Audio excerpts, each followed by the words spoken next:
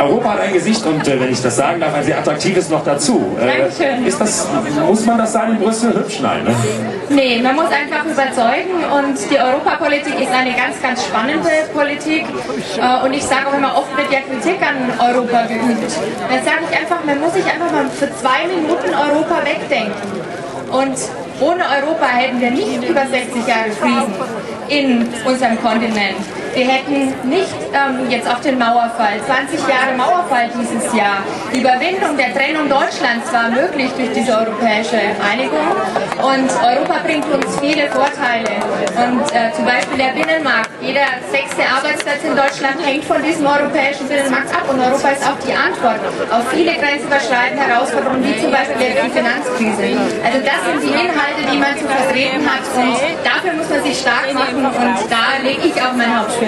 Sie sind ja auch promovierte Juristin, das heißt, wenn da mal verrückte Gesetze entworfen werden in Brüssel, dann können Sie die auch verhindern. Und wenn ich sehe, wie Ihr Schlusswort ist, Sie auch hier schon auftreten, dann glaube ich, in Brüssel haben es die Damen und Herren nicht einfach. Sie haben ja auch schon das ein oder andere Gesetz verhindert, oder? Ja, das stimmt. Also ich konnte schon einige Bürokratie verhindern. Wenn wir jetzt heute den schönen Sonnenschein haben, dann denke ich zum Beispiel an die sogenannte Sonnenscheinrichtlinie. Da ging es darum, die Arbeitnehmer vor Sonnenstrahlen zu schützen. Aber das ist doch eine Frage der Eigenverantwortung. Da braucht man keine europäische Regelung.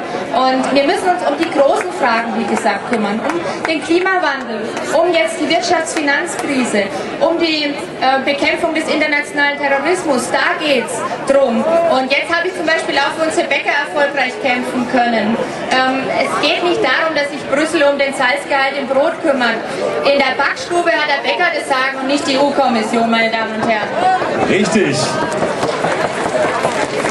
Und das ist nur einer der wichtigen Punkte, die Sie unter anderem in Brüssel kennen und Sie kämpfen auch dafür. Wo sind eigentlich die Grenzen Europas? Europa ist ja ziemlich groß, mittlerweile 1,5 Milliarde Menschen gehören dazu. Wo sind die Kompetenzgrenzen? Nehmen wir es mal raus, sagen wir nicht einfach nur Grenzen, sondern Kompetenzgrenzen in Europa. Haben Sie ja gerade schon erwähnt. Ja, genau. Ich habe es gerade erwähnt. Wie gesagt, wenn man sich jetzt die Finanzkrise anschaut, da brauchen wir eine europäische Lösung. Und da hat Europa auch gezeigt, dass es handlungsfähig ist, dass es funktionsfähig ist.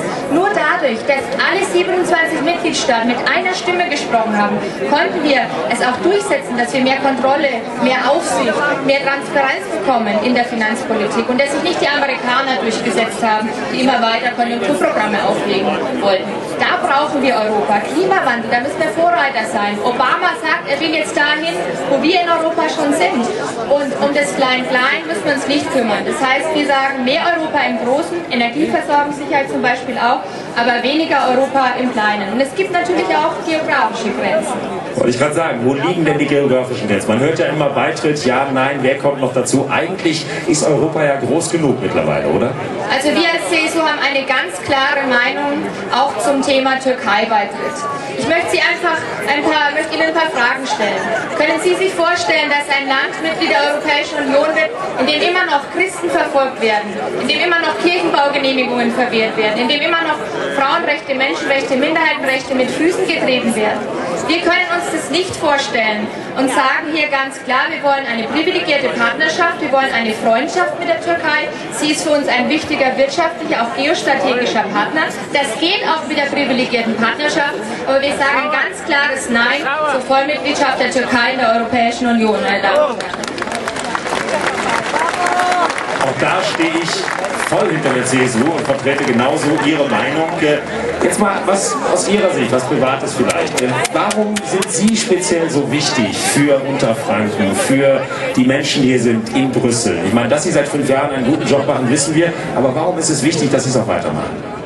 Sie haben gerade eingangs gesagt, ich sehe mich als Gesicht Unterfrankens auch in Europa oder als Gesicht Europas in Unterfranken und ich möchte Anwältin und Dienstleisterin meiner Heimatregion sein. Das ist mein Hauptanliegen. Ich kämpfe für unsere unterfränkischen, für unsere bayerischen Interessen. Wenn es zum Beispiel darum geht, wie viel Fördermittel fließen in die Region, wenn es zum Beispiel auch um die Wahrung unserer Traditionen, unserer nationalen Besonderheiten geht, wie zum Beispiel auch unsere Weintradition. Und das ist ein gutes Beispiel, wenn wir jetzt in Würzburg sind.